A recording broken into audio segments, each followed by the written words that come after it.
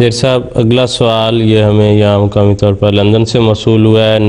نویدہ ندیم صاحب ہیں، انہوں نے پوچھا ہے.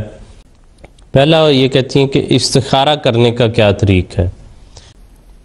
اصل بات یہ ہے کہ حدیث میں استخارہ کی بہت زیادہ اہمیت بیان ہوئی ہے. حضرت جابر بن عبداللہ رضی اللہ تعالیٰ عنہ سے مروی ہے، بخاری میں یہ حدیث موجود ہے کہ وہ کہتے ہیں کہ آن حضور صلی اللہ علیہ وسلم ہمیں استخارہ سکھایا کرتے تھے ہر معاملے کے لیے، اور اتنی اس کی تاکید تھی یا اس کے لیے اتنی ہمیں تاکید فرماتے کہ جس طرح قرآن کریم کی صورتیں ہمیں سکھاتے تھے اسی طرح دعا استخارہ کا طریق اور استخارے کے لیے تاکید فرمایا کرتے تھے، اور اس کے لیے جو دعا ہے وہ ہمیں سکھاتے تھے. اور اس کا طریق جو آن حضور صلی اللہ علیہ وسلم نے بتایا صحابہ کو وہ یہ کہ اگر کوئی معاملہ پیش آ جائے، وہ دنیاوی ہو یا دینی ہو، اہم معاملہ ہو، تو اس کے لیے انسان کو چاہیے کہ 2 رکعت نماز جو نفل ہے وہ ادا کرے،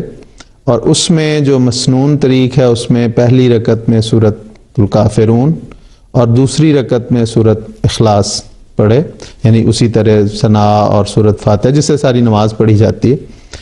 اس کے بعد وہ یہ دعا جو دعا استخارہ کے طور پہ کتب میں احادیث میں بھی آئی ہے، دعائیہ خزائن میں بھی، دعائیہ سیٹوں میں بھی موجود ہے، وہ پڑھے. اور اس میں دراصل اگر ہم اس پہ غور کریں تو یہ آن حضور صلی اللہ علیہ وسلم کی بعثت سے پہلے جو مختلف لوگ اپنے کاموں کے لیے فعال کا طریق یا اس قسم کے جو اپنے بتوں سے وہ رہنمائی لیا کرتے تھے، اور جس طرح خانہ کعبہ میں بھی انہوں نے بت رکھے ہوئے تھے، تیروں سے وہ فعال نکالتے تھے یا وہ پیالے رکھے ہوئے تھے، تو اس کے طریق کو مٹانے کے لیے اور اس کی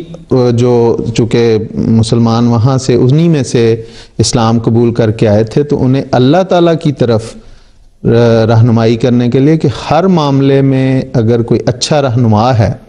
ہر معاملے کی قدرت اور ہر معاملے کا علم جو رکھتا ہے وہ خدا تعالیٰ کی ذات ہے، اس لیے ہر معاملے میں بھلائی اور خیر اسی سے طلب کی جانی چاہیے. تو یہ طریق، اور عام طور پہ اگر ہم فقہ کی کتابوں میں دیکھیں تو اس میں انہوں نے کہا کہ رات کو نماز عشاء کے بعد جب وہ ختم کر نماز عشاء کے بعد وہ 2 رکعت یہ پڑھے، لیکن مجھے کم از کم احادیث میں ایسی وقت کی کوئی تعین محسوس نہیں ملی. غالباً وہ اس لیے ہے کہ انسان نے سونا ہوتا ہے اور اس کے بعد خواب کا بھی ایک ذریعہ ہوتا ہے جس میں اللہ تعالیٰ رہنمائی کرتا ہے، تو اس لیے وہ انہوں نے اس کو رات پہ رکھا. ورنہ احادیث میں تو یوں محسوس ہوتا ہے کہ جس وقت اسے یہ معاملہ درپیش آئے اس وقت وہ استخارہ کر سکتا ہے. اور جو دعا ہے جو وہ بڑی خوبصورت دعا ہے، اس میں جو صحابہ کو حضور صلی اللہ علیہ وسلم سکھایا کرتے تھے، اس میں جو حضور نے فرمائی وہ یہ ہے: اللہم انی استخیرک بعلمک و استقدرک بقدرتک و اسألک من فضلک العظیم فإنک تقدر ولا اقدر. میں ساتھ ساتھ اس کا ترجمہ بھی بیان کر دیتا ہوں کہ اللہ تعالیٰ میں تجھ سے خیر طلب کرتا ہوں، جو تیرے علم کے مطابق میرے لیے بھلائی ہے، بہتری ہے، وہ مجھے عطا کر. وَأَسْتَقْدِرُكَ بِقُدْرَتِكَ، اور میں تجھ سے قدرت مانگتا ہوں، اس کام کی توفیق مانگتا ہوں جو تیری قدرت سے ہی مجھے عطا ہو سکتی ہے. وَأَسْأَلُكَ مِنْ فَضْلِكَ الْعَظِيمِ، اور تیرے بڑے ہوئے تیرے عظیم الشان فضل کا میں تجھ سے واسطہ، تجھ سے طلب کرتا ہوں، تجھ سے سوال کرتا ہوں.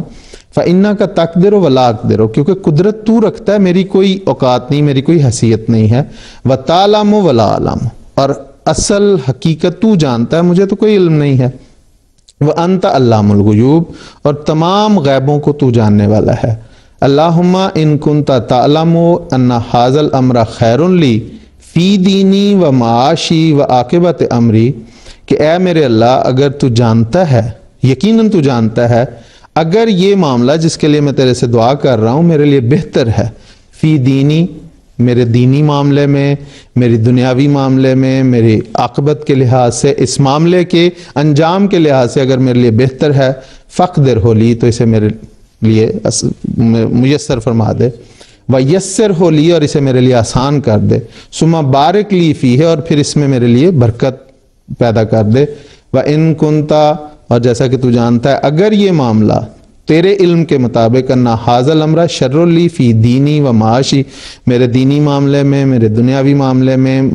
اس کام کے انجام کے لحاظ سے میرے لیے برا ہے، بہتر نہیں ہے، فصرف انی، تو اس کو مجھ سے دور کر دے، وصرفنی عنہ، اور اس سے مجھے دور کر دے، یعنی میرے دل سے اس کا خیال نکال دے. وقدر لی الخیر حیث کان، اور پھر جہاں سے مجھے خیر اور بھلائی مل سکتی ہے وہ میرے لیے مقدر کر دے. اور ثم ارضنی، اور پھر تو میرے سے راضی ہو جا. اور اس کے بعد پھر حضور نے فرمایا کہ وہ اپنی ضرورت جو ہے وہ بیان کرے. تو یہ طریق ہے.